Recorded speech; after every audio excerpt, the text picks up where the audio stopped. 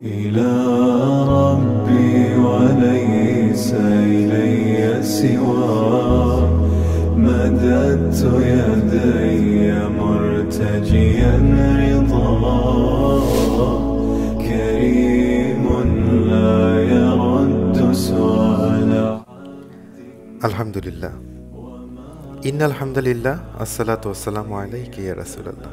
সম্মানিত ভিউয়ার্স, আসসালামু আলাইকুম। ইসলাম ও জীবন সিরিজের প্রথম পর্ব প্রচারিত হয় 5ই ফেব্রুয়ারি 2024। আমি চেষ্টা করেছি দিনের বিভিন্ন গুরুত্বপূর্ণ বিষয় প্রচার করার। পবিত্র কুরআনে বর্ণিত বিভিন্ন তাৎপর্যপূর্ণ ঘটনা, তাফসির, সমসাময়িক প্রসঙ্গ, তাওহীদ, আকীদা, শিরক সহ বিভিন্ন গুরুত্বপূর্ণ বিষয়, জুমার খুতবা ইত্যাদি প্রচারের মাধ্যমে ইসলাম ও জীবন সিরিজ সামনে এগিয়ে যাচ্ছে। মহান আল্লাহ আপনার, আমার, আমাদের সবার ভালো কাজগুলোকে কবুল করুন, আমিন। আজকের এই পর্বটিতে আমরা এক নজরে 1 থেকে 35তম পর্বের পথ চলা দেখব। সাথেই থাকুন।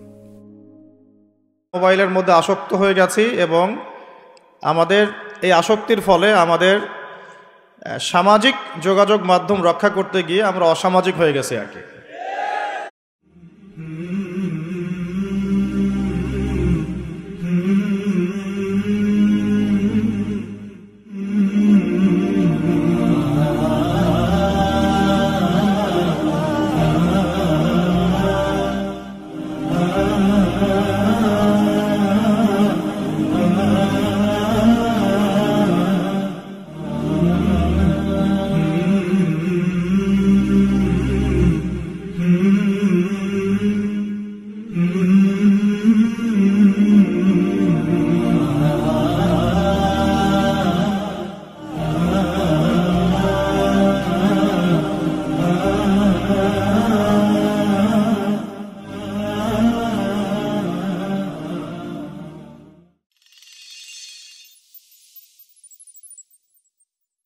أعوذ بالله من الشيطان الرجيم إذ أوى الفتية إلى الكهف فقالوا ربنا آتنا من لدنك رحمة وهيئ لنا من أمرنا رشدا। একদল যুবক যারা এমন একটা সমাজে বাস করত যে সমাজের মধ্যে আল্লাহ বিরোধী সব কিছু চলত, সমাজে শিরিক চলতো, কুফরি চলতো, হারাম ছিল, মূর্তি পূজা ছিল, আল্লাহ বিরোধী আইন ছিল, মানে এমন কোনো পাপ নাই যেটা সমাজের মধ্যে ছিল না। অনেকটা আপনাদের সমাজের মতোই, অনেকটা, পুরোপুরি না হলেও অনেকটা আপনাদের সমাজের মতোই। আপনাদের সমাজে শিরিক আছে না? আমাদের সমাজে, আমাদের সমাজে সুদ আছে না? জেনা নাই? ঘুষ, দুর্নীতি, আল্লাহ বিরোধী আইন নাই? এগুলা মদের লাইসেন্স, পতিতাবৃত্তি, ঘুষ, জেনা, ব্যভিচার, দুর্নীতি, করাপশন সব নাই? এইরকম একটা সমাজে ওই আসহাবুল কাহাফের জন্ম। ওই কিছু ছেলে, অল্প কিছু যুবক আপনাদের মতো। যুবকগুলো আবার সাধারণ যুবক না, তারা আবার এমপি মন্ত্রীর ছেলে মেয়ে তো না, ছেলে এমপি মিনিস্টারদের ছেলের মতো আর কি, বড় বড় লেভেলের মানুষদের ছেলে। এই কয়েকটা ছেলে ইমান নিয়ে আসলো। কি করলো? ইমান নিয়ে আসলো। আর ইমান আনলে তো মুসিবত, সমাজ একদিকে যায় আর আপনি আর একদিকে যান, তাহলে তো সমাজের মানুষ আপনাকে পছন্দ করবে না, স্বাভাবিক। তো সমাজের মানুষ ওদেরকে নির্যাতন করা শুরু করলো। এক পর্যায়ে আলটিমেটাম দেওয়া হলো যে 3 দিনের মধ্যে যদি ধর্ম ত্যাগ না করে আবার মূর্তি পূজা শুরু না করো, তাহলে তোমাদেরকে একবারে ওই যে হাত ভেঙে দিব একেবারে।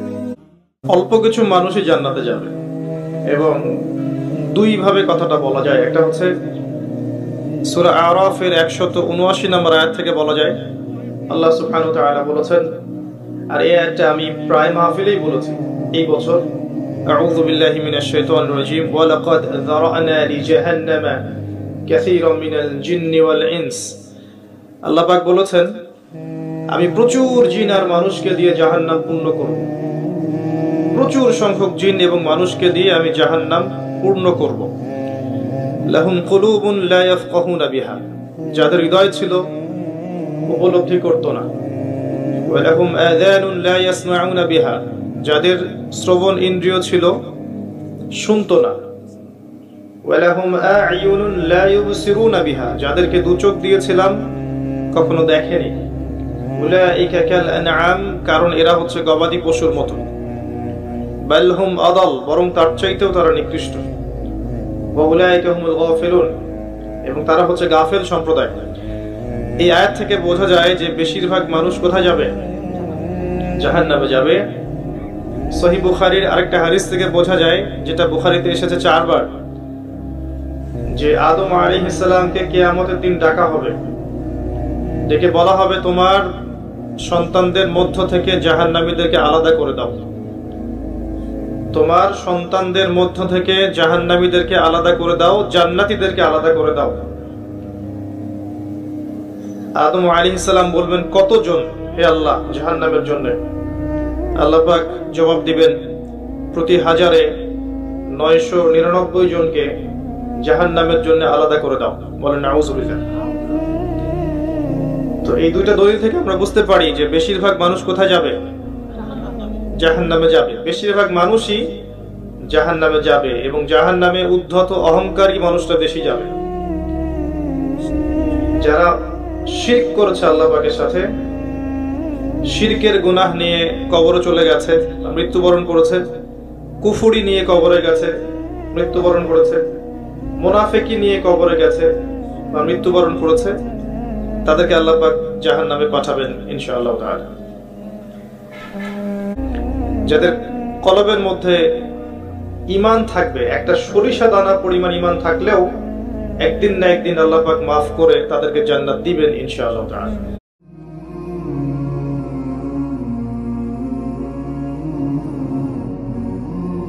আজকে আমি শুরু করতে চাচ্ছি আলোচনা প্রাচীন গ্রিক সভ্যতার একটা ঘটনা থেকে। সত্যিকার অর্থে গ্রিকদের অনেক বড় হিস্ট্রি আছে। আমরা যারা হিস্ট্রির স্টুডেন্ট আছি এখানে, আমরা এটা জানি খুব ভালো করে যে গ্রিকদের কিন্তু একটা প্রাচীন হিস্ট্রি আছে। তো গ্রিকদের সাথে খ্রিশ্চান রিলিজিয়ন, মানে খ্রিশ্চানিজম যেটা আমরা বলি, এর একটা সম্পর্ক আছে। নবী ঈসা আলাইহিস সালামের যুগে ঈসা আলাইহিস সালামের কিছু হাওয়ারি ছিল। হাওয়ারি মানে হচ্ছে সাহাবি, মানে রাসূল সাল্লাল্লাহু আলাইহি ওয়াসাল্লামের ক্ষেত্রে আমরা বলি সাহাবি, ঈসা আলাইহিস সালামের ক্ষেত্রে আমরা বলছি হাওয়ারি। তো ঈসা আলাইহিস সালাম এর যে কাছের হাওয়ারি বা অনুসারী ছিলেন, তাদের মধ্যে দুজনকে তিনি প্রাচীন গ্রিকের, প্রাচীন বলতে বোঝাচ্ছি তৎকালীন সময়কার গ্রিকের একটা ছোট্ট নগরী ছিল, নগরীটার নাম আন্তাকিয়া।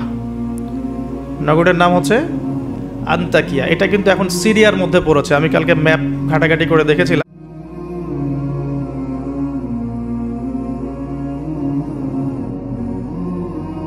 লা ইলাহা ইল্লাল্লাহ মানে আল্লাহ ছাড়া কিছুই নাই, এই কথা স্পষ্ট করে আমাদের বলার মতো সৎসাহস থাকা উচিত এবং বলার মতো যোগ্যতা থাকা উচিত।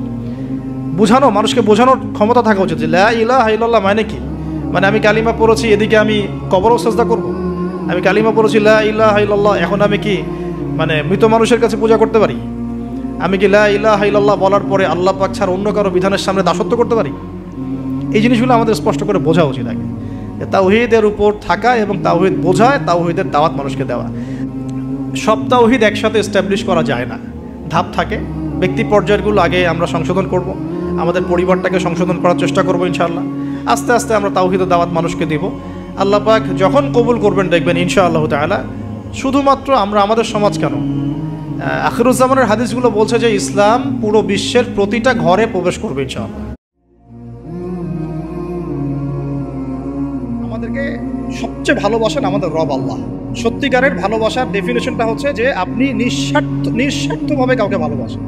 আমাদের আশপাশে যারা আছে, যারা হালাল, ইভেন হালাল, আমার মা, আমার বোন, আমার বাবা, আমার স্ত্রী, আমার ছেলে, আমার মেয়ে, এদেরও যদি কখনো স্বার্থে আঘাত পড়ে দেখবেন সেও আপনার পাশ থেকে সরে যাচ্ছে। এমন হয়নি কখনো? আপনার বন্ধু, আপনার ব্যবসার পার্টনার, আপনার বস, আপনার কলিগ, ওদের স্বার্থে আঘাত হলে ওরাও সরে যাচ্ছে পাশ থেকে, জিগরি দোষ সরে গেল পাশ থেকে। হয় না এমন? আপনার স্ত্রীর চাহিদাও যদি আপনি পূরণ করতে ব্যর্থ হন দেখবেন স্ত্রীর সাথে আপনার গন্ডগোল লেগে যাচ্ছে, যদিও সে হালাল বৈধ। তাই না? এমন হয় না অনেক সময়?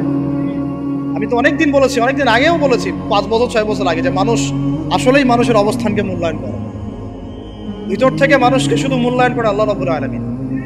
না হলে কি হতো, এই যে এত অন্যায় আমরা করেছি, আল্লাহ পাক কি আমাদেরকে ছেড়ে দিয়েছেন, ফেলে দিয়েছেন, গজবে ধ্বংস করে দিয়েছেন? এই যে আল্লাহ পাক যে আমাদেরকে মহব্বত করেন, ভালোবাসেন, তার প্রমাণে আল্লাহ পাক চান যে আমরা যেন ফিরে আসি। আল্লাহ পাক বলছেন সারা দুনিয়ার সমান গুনাহও যদি সে করে ফেলে, আসমানের সমানও গুনাহ করে ফেলে, খালি তওবা করে ফিরে আল্লাহকে বলবে আস্তাগফিরুল্লাহাল্লাযী লা ইলাহা ইল্লা হুয়াল হাইয়ুল কাইয়্যুম ওয়া আতুবু ইলাইহি। আল্লাহ পাক বলছেন খালেস তওবা করলে গুনাহ তো মাফ করে দিবই, আগের গুনাহগুলোকে নেকি দিয়ে পরিবর্তন করে দিব। এটা ভালোবাসা না? আল্লাহ পাক সৃষ্টি করেছেন আমাদেরকে ভালোবেসে। কোরআন খোলেন, সূরা সাদ পড়েন, সূরা সাদের মধ্যে দেখবেন আল্লাহ বলছেন খালাকতু বিয়াদি মা মানাআকা আল্লা তাসজুদা খালাকতু বিয়াদাই, মানে তুমি ইবলিস কেন তাকে সিজদা করলে না যাকে আমি নিজ হাতে সৃষ্টি করেছি? এটা মহব্বতের বহিঃপ্রকাশ না? আল্লাহ আমাদেরকে নিজ হাতে সৃষ্টি করেছেন। আল্লাহ পাকের হাত কেমন এটা আমরা ব্যাখ্যা করতে যাব না। এই যে আমরা বলি মায়ের কসম, বাপের কসম, হ্যাঁ, তারপরে যে আগুনের কসম আছে না, বলি না, মাটির কসম, অনেক কসম আমরা করি। এই কসমগুলো, শপথগুলো করা ঠিক নয়। যদি আপনাকে কসম করতেই হয় তাহলে আল্লাহর নামেই কসম করতে হবে। তো আল্লাহ পাক এখানে বুরুজ বিশিষ্ট আসমানের কসম করে বলছেন ওয়াল ইয়াউমিল মাউউদ, এবং আমি আরও কসম করছি প্রতিশ্রুত দিনের। ইয়াউম মানে দিন, মাউউদ মানে হচ্ছে যেই দিনটার ওয়াদা করা হয়েছে, মানে প্রতিশ্রুত দিন। এটা কোন দিন? কিয়ামতের দিন। মোহতারাম, আমি গুরুত্বপূর্ণ একটি বিষয় আপনার কাছে জানতে চাচ্ছি। একটি হলো কাফারা আর একটি হলো ফিদিয়া। তো এখন রোজার কাফারা কি, ফিদিয়া কি? আর রোজার কাফারা সাধারণত দেওয়ার এটার মানে কি, মানে এটা মূলনীতিটা কি, যে কোন কারণে রোজা ভাঙলে কাফারা দেওয়া লাগবে, আর দেওয়ার পদ্ধতি, আর ফিদিয়াটা এটা কি, জিনিসটা কি, এবং এটা কিভাবে আমরা আদায় করব? ধন্যবাদ আপনাকে, অত্যন্ত গুরুত্বপূর্ণ একটি প্রশ্ন করেছেন। কাফারা এবং ফিদিয়ার মধ্যে আমরা অনেকে পার্থক্য করতে পারি না। জি, কাফারাটা হচ্ছে মূলত পেনাল্টি, এটা হলো তার জন্য শাস্তিমূলক একটা বিধান। জি, আর ফিদিয়াটা হচ্ছে মানে অক্ষমতার কারণে রোজাদার ব্যক্তি সিয়াম পালন করতে পারছে না, এজন্য তিনি ফিদিয়া আদায় করবেন, এবং তার জন্য একটা সহজ ফিদিয়াটা হচ্ছে বিনিময়। ফিদিয়াটা হচ্ছে বিনিময়। আজকে খুব গুরুত্বপূর্ণ একটা টপিক আপনাদের সবার সাথে শেয়ার করব ইনশাআল্লাহ আযজা ওয়া জাল। ওয়া মা তাওফীকি ইল্লা বিল্লাহ আলাইহি তাওয়াক্কালতু ওয়া ইলাইহি উনীব। আমি আজকে ফজরের নামাজের পরে বসে বসে এই টপিকসটা রেডি করছিলাম। টপিকটা হচ্ছে গতকাল আমাদের সবার প্রিয়, সম্মানিত, শ্রদ্ধেয়, বিশ্ব বরেণ্য শীর্ষ স্কলারদের একজন ডক্টর জাকির আব্দুল করিম নায়েক, নাম তো সবাই শুনেছি ইনশাআল্লাহ।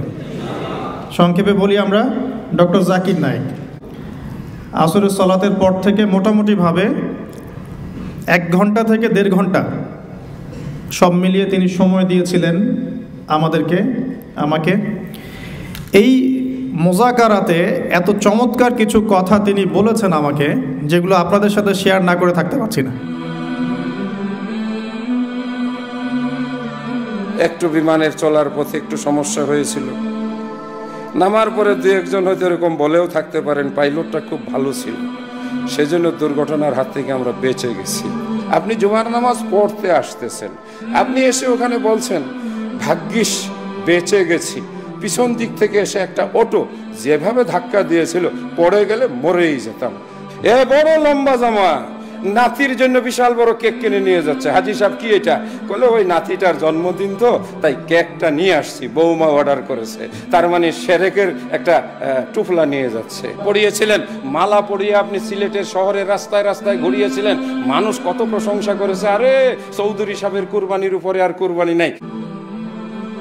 আল্লাহ রাব্বুল আলামিন শুরুতে একা ছিলেন, কয়জন ছিলেন? তাহলে কি এখন তিনি 2 জন? আল্লাহ রাব্বুল আলামিন ছিলেন একা। মনে রাখবেন, কোনো সৃষ্টি একা থাকতে পারে না। আল্লাহ রাব্বুল আলামিন স্রষ্টা, তিনি একা থাকতে পারেন। চিরকুমার সংঘে নাম লেখানো বন্ধ করতে হবে। চিরকুমার সংঘে নাম লেখানো কি করতে হবে? বন্ধ করতে হবে। এখন এই সিলসিলা চলছে দেখি, একা একাই মেয়েরা জীবনযাপন করতে চায়, কোনো কোনো ক্ষেত্রে একা একা ছেলেরা জীবনযাপন করতে চায়। তো এই একাকী মানুষ থাকতে পারে, সৃষ্টির পক্ষে একা থাকা সম্ভব নয়, স্রষ্টার পক্ষে সম্ভব। আল্লাহ রাব্বুল আলামিন একা ছিলেন, আজও একা, যখন কিছুই থাকবে না আল্লাহ পাক একাই থাকবেন। আল্লাহ পাক সূরা হাদীদের মধ্যে বলছেন হুয়াল আউয়ালু ওয়াল আখির আল্লাহ পাক প্রথম, ওয়াল আখির আল্লাহ পাক শেষ, ওয়া যাহির আল্লাহ পাক প্রকাশ্য, ওয়াল বাতিন আল্লাহ পাক গোপন, ওয়া হুয়া বিকুল্লি শাইইন আলিম আল্লাহ পাক প্রত্যেকটা বিষয় সম্পর্কে সম্যক জ্ঞানী। তাহলে এই আয়াত থেকে বুঝতে পারছি যখন কিছুই ছিল না আল্লাহ পাক ছিলেন, আবার যখন কিছুই থাকবে না কে থাকবেন? এমন তো আল্লাহ সূরা আর রহমানে বলেছেন কুল্লু মান আলাইহা, বলেন কুল্লু মান আলাইহা, সবকিছু কি হবে? ফানা হয়ে যাবে। ফানা মানে একদম ধ্বংস হয়ে যাবে।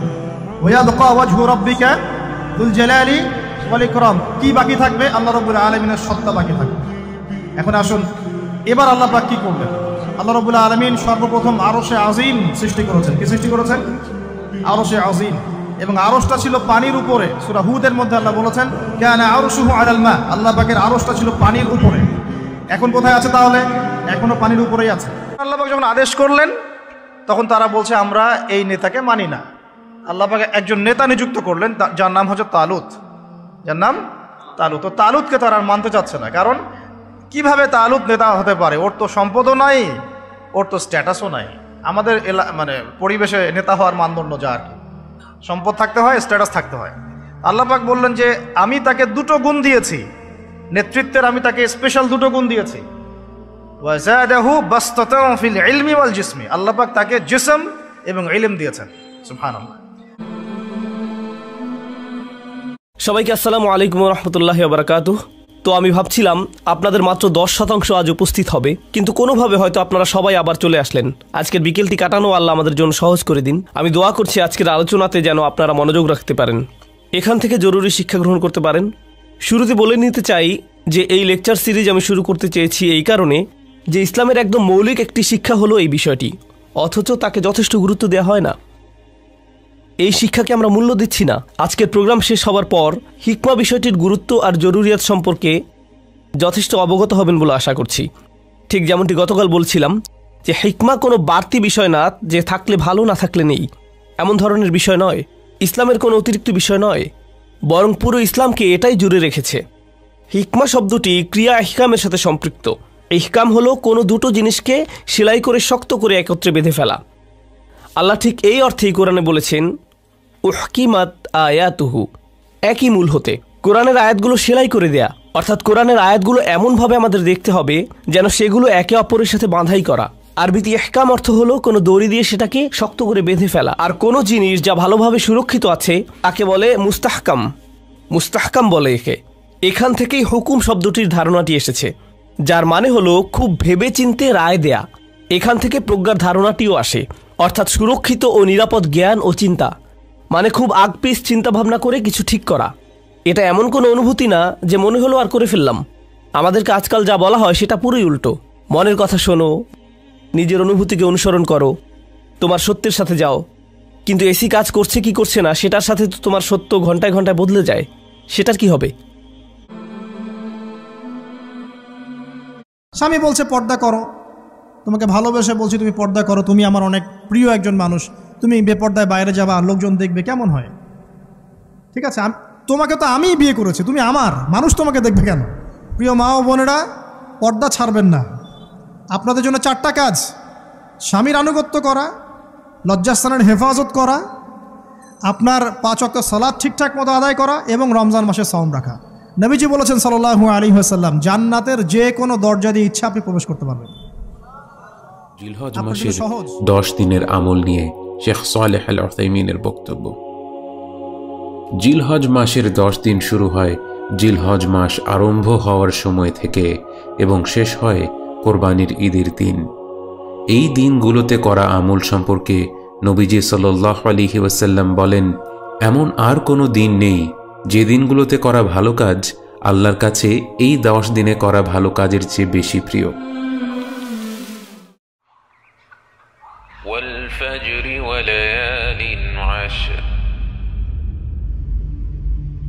আল্লাহ তাআলা পবিত্র কোরআনে যুলহিজ্জাহ বা জিলহজ মাসের প্রথম 10 দিনের ওপর কসম খেয়ে তার একটি সূরা আরম্ভ করেন এবং বুখারীতে বর্ণিত একটি হাদিসে আল্লাহ রাসূল সাল্লাল্লাহু আলাইহি ওয়াসাল্লাম বলেন, জিলহজ মাসের প্রথম 10 দিনের আমলের চেয়ে অন্য কোনো দিনের আমলই উত্তম নয়। এবার আল্লাহর আদেশ মতো আপনি যে কোনো কাজই করেন না কেন, সেটা যদি আল্লাহ পছন্দ করার মধ্যে হয়ে থাকে, আল্লাহর ভালোবাসার কাজগুলোর মধ্যে হয়ে থাকে, তাহলে সেটাই কি হয়ে যাবে? ইবাদত হয়ে যাবে। এটা হতে পারে মিনাল আকওয়াল, কথার মাধ্যমে, বলে আফআল, কাজের মাধ্যমে, আয-যাহিরা হতে পারে প্রকাশ্য, আল বাতিনা হতে পারে সেটা অন্তর্নিহিত বা গোপন, যেটা প্রকাশ্য নয়, এরকম বিষয়গুলো হতে পারে। দেখেন, আল্লাহ সুবহানাহু ওয়া তাআলা আমাদেরকে সৃষ্টি করেছে ইবাদতের জন্য। আল্লাহর কিছু সুন্নাহ আছে। মনে করেন কেউ কাজকর্ম করলো না, সে বলল যে আল্লাহই তো রিজিক দাতা, আল্লাহ আমাকে মসজিদে খাবার পাঠিয়ে দিবেন। সে মসজিদে সুবহানাল্লাহ, আলহামদুলিল্লাহ, ওয়ালা ইলাহা ইল্লাল্লাহ, আল্লাহু আকবার বলছে, রিজিক কি তার কাছে চলে আসবে? একজন ব্যক্তি বিয়েই করেনি, সে মসজিদে বসে বসে দোয়া করছে, আল্লাহ তুমি আমাকে একটা ফুটফুটে সুন্দর সৎকর্মশীল সন্তান দান করো। বলেন তো এটা কি আল্লাহর সুন্নাহর মধ্যে আছে? হ্যাঁ, আল্লাহ সুবহানাহু ওয়া তাআলা ব্যতিক্রম করেছেন, আদম আলাইহিস সালামকে সৃষ্টি করেছেন মা বাবা ছাড়া। আল্লাহ সুবহানাহু ওয়া তাআলা মারিয়াম আলাইহিস সালামের গর্ভে ঈসা আলাইহিস সালামকে দিয়েছিলেন পিতা ছাড়া। কিন্তু এটা কি সবার জন্যই? না, আল্লাহর কিছু সুন্নাহ পদ্ধতি আছে। আজকে আমরা সেই বিষয়গুলো নিয়ে আলোচনা করব ইনশাআল্লাহ। ওয়া মা তাওফীক ইল্লা বিল্লাহ। এমন কিছু বান্দা আছে যারা জান্নাতে প্রবেশ করবে, যাদের অন্তরটা হবে পাখির মতো নরম। কার মতো? পাখির মতো। একটা হাদিস শুনলেন। 2 নম্বর হাদিস, আল্লাহর রাসূল সাল্লাল্লাহু আলাইহি ওয়াসাল্লাম বলছেন, শহীদদের আত্মা যখন আল্লাহর কাছে পৌঁছায়, আল্লাহ রাব্বুল আলামিন সেই আত্মাগুলোকে সবুজ রঙের কিছু পাখির মধ্যে প্রদান করেন, এবং সেই পাখিগুলো আরশের নিচে লণ্ঠন আছে, এখানে বসে থাকে, এবং তারা জান্নাতের যে কোনো জায়গায় যায়, ঘুরে খাবার খায়, আবার ফিরে আসে। আল্লাহ পাক তাদেরকে বলেন যে তোমরা কি চাও, তোমরা কি চাও? শহীদরা কিচ্ছু বলতে পারে না, কি চাইবো? আল্লাহ এত নিয়ামত দিয়েছেন, কি চাইব? যখন আল্লাহ বারংবার প্রশ্ন করতে থাকেন, তোমরা কি আর কিছু চাও, তোমরা কি আর কিছু চাও, তোমরা কি আর কিছু চাও, তখন শহীদরা শেষে বুঝে যে আমাদের কিছু না কিছু তো বলতে হবে এখন। তখন তারা বলে, হে আল্লাহ, আমরা আরো একবার পৃথিবীতে যেতে চাই এবং তোমার পথে জীবন দিয়ে আবার ফিরে আসতে চাই। আল্লাহ পাক বলেন, এই সুযোগ তো আর নেই, অতএব তোমাদের আর কিছু চাওয়ার নেই, তোমরা এখানেই থাকো। যে ব্যক্তি সফল হয়ে গেছে, যে ব্যক্তি তার আত্মাকে পরিশুদ্ধ করতে পেরেছে, ওয়াকাদ খাবা মান দাসাহা, যে ব্যক্তি আত্মাকে পরিশুদ্ধ করতে পারে নাই, সে ব্যক্তি ধ্বংস হয়ে গেছে। কিভাবে পরিশুদ্ধ করবেন? 3টা হাদিস আপনাকে আগে শোনাই। 1, আল্লাহ রাব্বুল আলামিনের হাবিব মুহাম্মদ সাল্লাল্লাহু আলাইহি ওয়াসাল্লাম দরুদ পড়েন, বলেন সাল্লাল্লাহু আলাইহি ওয়াসাল্লাম। তিনি বলছেন যে আল্লাহর এমন কিছু বান্দা আছে যারা জান্নাতে প্রবেশ করবে, যাদের অন্তরটা হবে পাখির মতো নরম। কার মতো? পাখির মতো। একটা হাদিস শুনলেন। 2 নম্বর হাদিস, আল্লাহর রাসূল সাল্লাল্লাহু আলাইহি ওয়াসাল্লাম বলছেন, শহীদদের আত্মা যখন আল্লাহর কাছে পৌঁছায়, আল্লাহ রাব্বুল আলামিন সেই আত্মাগুলোকে সবুজ রঙের কিছু পাখির মধ্যে প্রদান করেন, এবং সেই পাখিগুলো আরশের নিচে লণ্ঠন আছে, এখানে বসে থাকে, এবং তারা জান্নাতের যে কোনো জায়গায় যায়, ঘুরে খাবার খায়, আবার ফিরে আসে। আল্লাহ পাক তাদেরকে বলেন যে তোমরা কি চাও, তোমরা কি চাও? শহীদরা কিচ্ছু বলতে পারে না, কি চাইবো? আল্লাহ এত নিয়ামত দিয়েছেন, কি চাইবো? যখন আল্লাহ বারংবার প্রশ্ন করতে থাকেন, তোমরা কি আর কিছু চাও, তোমরা কি আর কিছু চাও, তোমরা কি আর কিছু চাও, তখন শহীদরা শেষে বুঝে যে আমাদের কিছু না কিছু তো বলতে হবে এখন। তখন তারা বলে, হে আল্লাহ, আমরা আরো একবার পৃথিবীতে যেতে চাই এবং তোমার পথে জীবন দিয়ে আবার ফিরে আসতে চাই। আল্লাহ পাক বলেন, এই সুযোগ তো আর নেই, অতএব তোমাদের আর কিছু চাওয়ার নেই, তোমরা এখানেই থাকো। আরেকটা হাদিস শুনেন।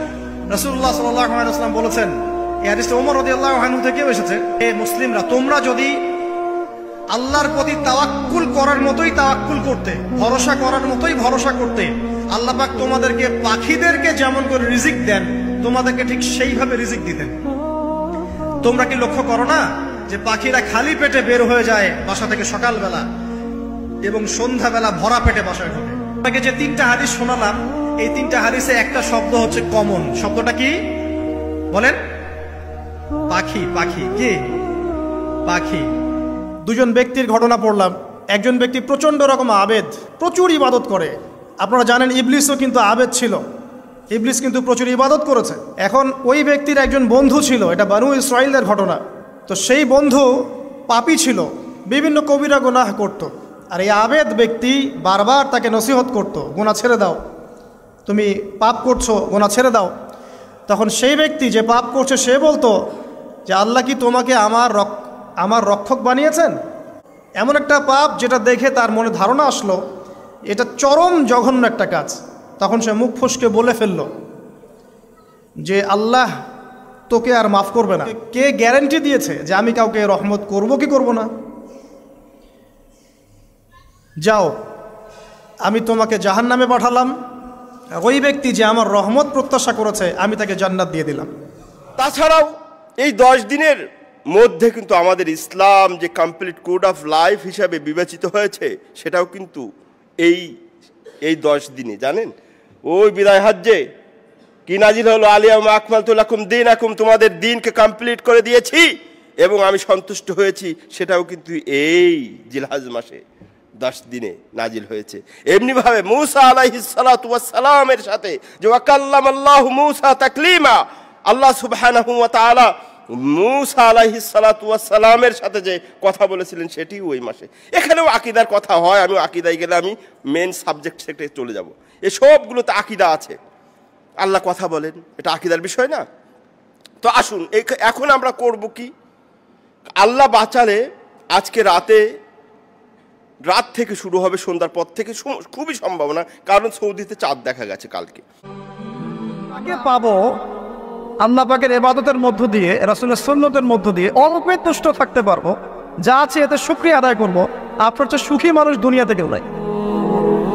কেউ নাই দুনিয়া। কিন্তু বস্তুবাদিতা আপনাকে এই আকীদা আদর্শ থেকে সম্পূর্ণ ডিমোটিভেট করে দেবে।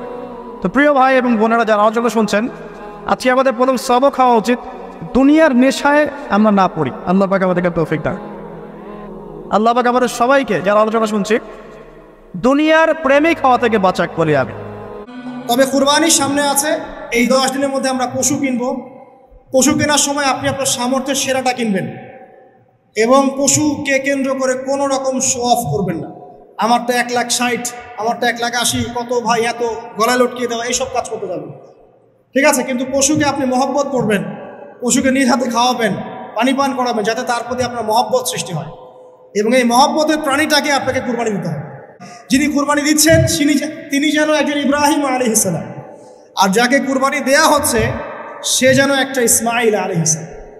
সবচেয়ে প্রিয় বস্তুটাকে কুরবানি করতে হবে। এই জন্যে আপনি আপনার সামর্থ্যের সেরাটা কিনবেন। এখানে অনেক মাসআলা আছে, আমি মাসআলাগুলো দিতে যাচ্ছি না। এখনকার প্রজন্মকে আমাদের শেকড় চেনাতে হবে কি হবে না? এই যে আপনারা সিলেট অঞ্চলের মানুষ, কিভাবে ইসলাম এদিকে এসেছে কতজন জানে? আমরা যার কবরকে কেন্দ্র করে বিভিন্ন উৎসব করছি, তিনি এই জায়গায় এসেছিলেন 360 জন মানুষ নিয়ে, মাত্র 360 জন মানুষ নিয়ে। তৎকালীন সময় এখানে একজন জালেম শাসক ছিলেন, তার নাম হচ্ছে গৌর গোবিন্দ, নাম শুনেছেন? তার সময় মুসলিমদের উপর প্রচণ্ড নির্যাতন হতো। এক ব্যক্তির সন্তান জন্ম হওয়ার ঘটনায় সে গরু জবাই করে মানুষকে খাওয়াতে চেয়েছিল, এতে করে তার সন্তানকে তার চোখের সামনেই জবাই করে মেরে ফেলা হয়েছে। ফিতনার এই যুগে একজন ইমানদার যুবকের করণীয় কি? ধূমপান থেকে বিরত থাকার উপায় কি? ঘুমের কারণে অনেকেই ফজর নামাজ পড়তে পারি না, করণীয় কি? আমার ব্যক্তিগত অভিজ্ঞতা থেকে বলছি, যত দ্রুত ঘুমাতে পারবেন তত সহজ হবে ফজর। এই ফিতনাদেরকে হালাল করে বিয়ে করে ফেলা, ঠিক আছে? আর কোনো উপায় আমার জানা নাই, এছাড়া আপনি পারবেনও না। সাধু সন্ন্যাসী তো আমরা না, সবাই মানুষ, রক্তে মাংসের মানুষ। 3 দিন স্ত্রী থেকে আমরা দূরে থাকতে পারি না, আর আপনারা 30 বছর মেয়ে থেকে দূরে আছেন। ইব্রাহিম আলাইহিস সালামের জন্মস্থান ছিল ইরাকের বাবেল শহরে, সেখানে তিনি নবুয়ত প্রাপ্ত হয়েছেন। নবুয়ত প্রাপ্ত হয়ে আল্লাহর পক্ষ থেকে নবী এবং নবুয়ত রিসালাতের দায়িত্ব পেয়ে তিনি তার জাতিকে, তার পিতাকে আল্লাহর দিকে আহ্বান করেছেন, তাওহীদের প্রতি আহ্বান করেছেন। তার জাতি ছিল মূর্তি পূজক, তার পিতাও ছিল মূর্তি পূজক। তার পিতা ছিল একদিকে মূর্তি বানানোর কারিগর, মূর্তি বিক্রেতা, মূর্তিকে সম্মানকারী, মূর্তি পূজাকারী। নবী করিম সাল্লাল্লাহু আলাইহি ওয়াসাল্লাম বলেছেন, যে ব্যক্তি আরাফার দিনে সওম রাখবে, রোজা রাখবে, হজ করতে এসেছে, হাজি নয় এমন ব্যক্তি, হাজিদের জন্য নয়, বাইরে যারা আছে আমরা তাদের জন্যে, যে ব্যক্তি আজকের দিনে সওম রাখবে তার পূর্ববর্তী 1 বছর এবং পরবর্তী 1 বছরের গুনাহ আল্লাহ পাক মাফ করে দিবেন ইনশাআল্লাহ তাআলা। আর এই দিনটাকে নিয়ে, রোজা নিয়ে অনেক কনফিউশন আমাদের মধ্যে চলে আসছে এখন, আজকে রাখবো না কালকে রাখবো ইত্যাদি। হাদিসের মধ্যে ইয়াউমুল আরাফা শব্দ এসেছে, আরাফার দিনের সওমের কথা এসেছে, ইয়াউমুত তাসি বা নবম দিনের কথা আসে নাই। এটা নিয়ে যদিও বা ওলামায়ে কেরামের মধ্যে ইখতিলাফ লক্ষ্য করা যাচ্ছে, সবচেয়ে বেস্ট ডিসিশন হচ্ছে আজকেও রাখি কালকেও রাখি। শরীয়তি এবার কথাগুলো শুনতে শুরু করলো, কথাগুলো কি করতে লাগলো? শুনতে শুরু করলো, আর বললো সুবহানাল্লাহ, এটা কোনো পাগল একটা হতে পারে? এটা কার কথা? এভাবে রাসূল সাল্লাল্লাহু আলাইহি ওয়াসাল্লামের দাওয়াত প্রসারিত হতে শুরু করেছে। ওই মুসা আলাইহিস সালামের কথা আলোচনা করতে গিয়ে আল্লাহ পাক বলেছেন, ওয়া ইয ক্বালা লাহু রাব্বুহু আসলিম ক্বালা আসলামতু লিরাব্বিল আলামিন।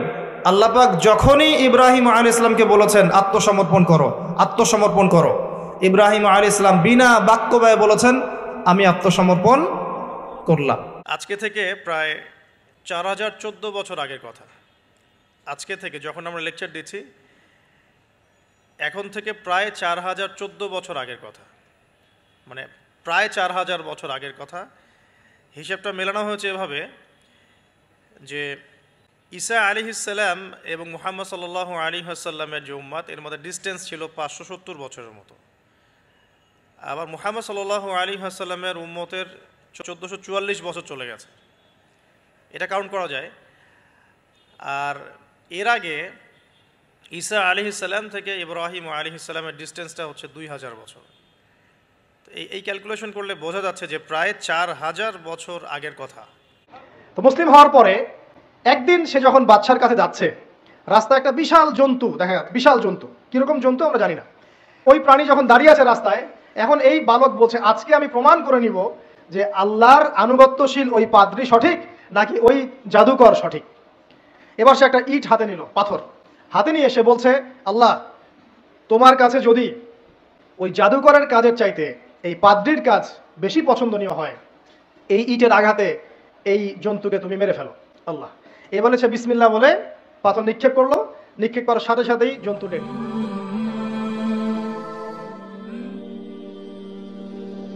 দুর্বল মানুষের ক্ষমতাই বা কি ছিল? খানিক পূর্বেও যে নতুন বাড়ি বানানোর পরিকল্পনা করছিল, নতুন দোকান ও ব্যবসা শুরুর পরিকল্পনা করছিল, বিয়ে শাদীর স্বপ্ন দেখছিল, নতুন গাড়ি নতুন জামা কেনায় ব্যস্ত ছিল, ছেলে মেয়ের ভবিষ্যৎ চিন্তায় বিভোর ছিল, সেই ব্যক্তিটি এখন সকল পরিকল্পনা ও স্বপ্ন ভুলে গেল। মায়েরা দুগ্ধপোষ্য শিশুদের ফেলে পালাতে লাগলো, ভয়ে গর্ভবতীদের গর্ভপাত হয়ে গেল, শক্তিশালীরা দুর্বলদের পিষ্ট করে এবং যুবকরা বৃদ্ধদেরকে রেখে ছুটে পালাতে লাগলো।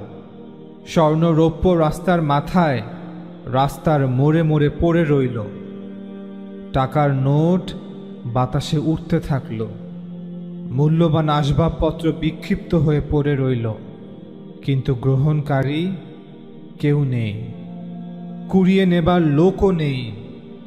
বাড়ি, ব্যবসা, আত্মীয় স্বজন, আসবাবপত্র সব কিছু মূল্যহীন হয়ে পড়েছে। সবাই কেবল নিজের চিন্তায় অস্থির। মানুষ আজ সব কিছু ভুলে গেছে, এক আল্লাহকেই শুধু ডাকছে, কিন্তু কোনো উত্তর আসছে না।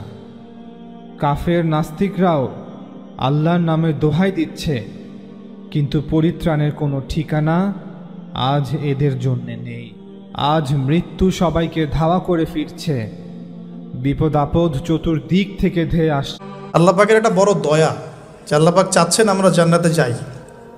আল্লাহ পাক চাচ্ছেন এই আয়ামে জাহেলিয়াতের মানুষগুলো আবার আল্লাহর পথে ফিরে আসুক, আল্লাহকে ফিরে পাক, আল্লাহকে চিনুক, আল্লাহকে জানুক, দুনিয়াতেও সফল হোক, পরকালেও জান্নাতে যাক।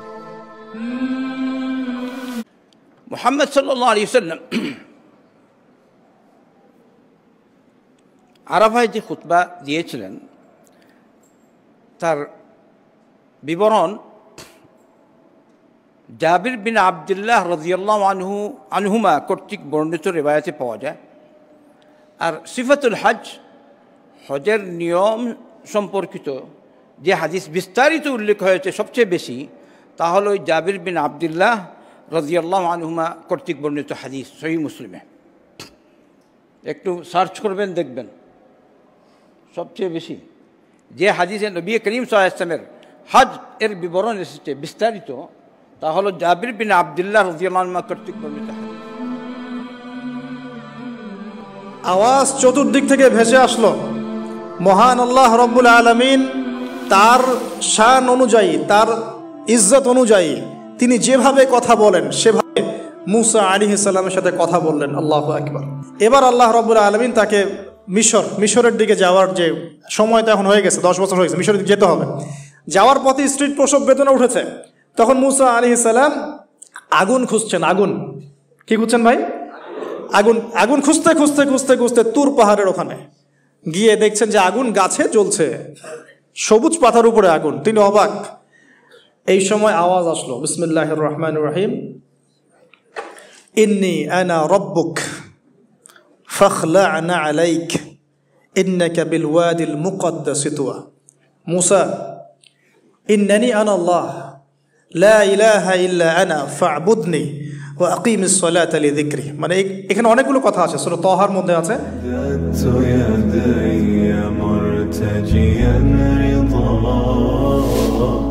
كريم لا